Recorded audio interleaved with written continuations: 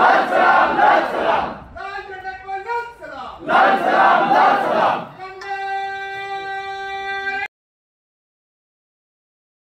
कामगारांना एक व्हा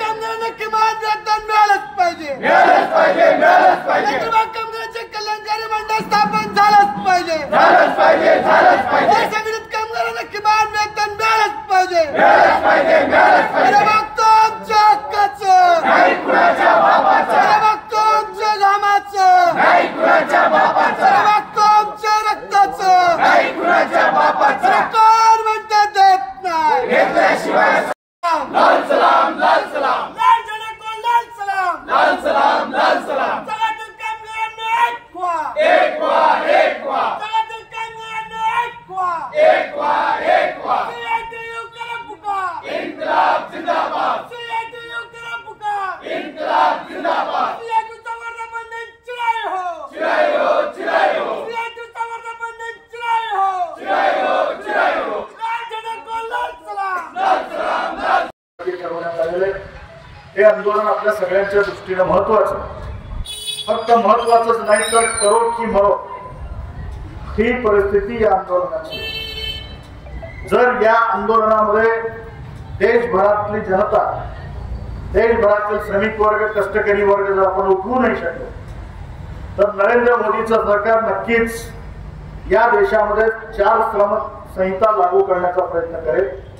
आणि या 4 श्रम संहिता जर लागू झाल्या तर आता जी परिस्थिती आहे त्याच्यापेक्षा भयंकर वाईट परिस्थिती निर्माण होईल.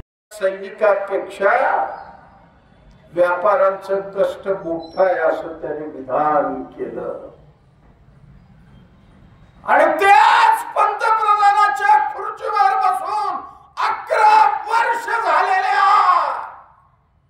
प्रचंड बेकारी. रोज एक माणूस माझ्याकडे येतो, का मिळेल का? महागाई आकाशाला मिळणे.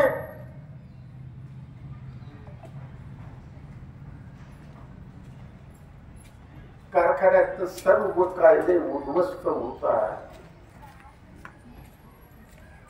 कामगारांना गुलाम करायचं काम चालू आहे. कामगारांनी 12 तास, 14 तास, 15 तास, 16 तास काम करावं असं कारखानदारांची अपेक्षा आहे. आम्ही किमान वेतन देणार नाही, आम्ही तुम्हाला बोनस देणार नाही, आम्ही तुम्हाला कर्ज देणार नाही, आम्ही फंड देणार नाही, आम्ही पेन्शन देणार नाही, आम्ही ESI देणार नाही, आम्ही कोणत्याही सवलती सरकारने काढून घेण्याचा निर्णय घेतला. त्याची हळूहळू अंमलबजावणी चालू झालेली आहे.